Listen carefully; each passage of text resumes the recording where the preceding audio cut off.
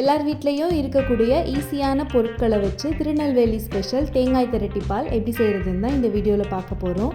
கடாயில் 2 table spoon பாசிப்பருப்பு சேர்த்து நல்லா வாசனை வர வரைக்கும் வறுத்துட்டு பொடி பண்ணி வச்சுக்கலாம். பொடி பண்ணி வச்சுருக்க பருப்போடவே 1 கப் தேங்காய், 3 ஏலக்காய், 1 கப் தண்ணியை கொஞ்சம் கொஞ்சமாக சேர்த்து நல்லா ஸ்மூத்தாக அரைச்சி வச்சுக்கலாம். அடுத்து இன்னொரு பாத்திரத்தில் 3/4 கப் வெல்லம், 1/2 கப் தண்ணி ஊற்றி வெல்லத்தை நல்லா கரைச்சி வச்சுக்கலாம். இப்போ கடாயில் 4 டேபிள் ஸ்பூன் நெய் சேர்த்துட்டு சூடானதும் 10 முந்திரி பருப்பு, அரைச்சி எடுத்து வச்சுருக்க தேங்காய் பருப்பு விழுதை சேர்த்துட்டு நல்லா ஒரு டைம் நெய்லேயே வறுத்து எடுத்துக்கலாம். இந்த திரட்டி பால் செய்கிறதுக்கு அடுப்பை லோ ஃப்ளேம்லேயே வச்சுக்கோங்க. இப்போ காய்ச்சி எடுத்து வச்சுருக்க வெல்லத்தை நல்லா வடிகட்டி சேர்த்துட்டு கட்டி எதுவும் இல்லாத மாதிரி நல்லா கலந்து விட்டுக்கலாம். ஆரம்பத்தில் லேசாக கட்டி இருக்க மாதிரி தான் இருக்கும். நம்ம கிளற கட்டியெல்லாம் நல்லா கரைஞ்சிரும். இதோடவே ஒரு சிட்டிகை உப்பு சேர்த்துக்கோங்க.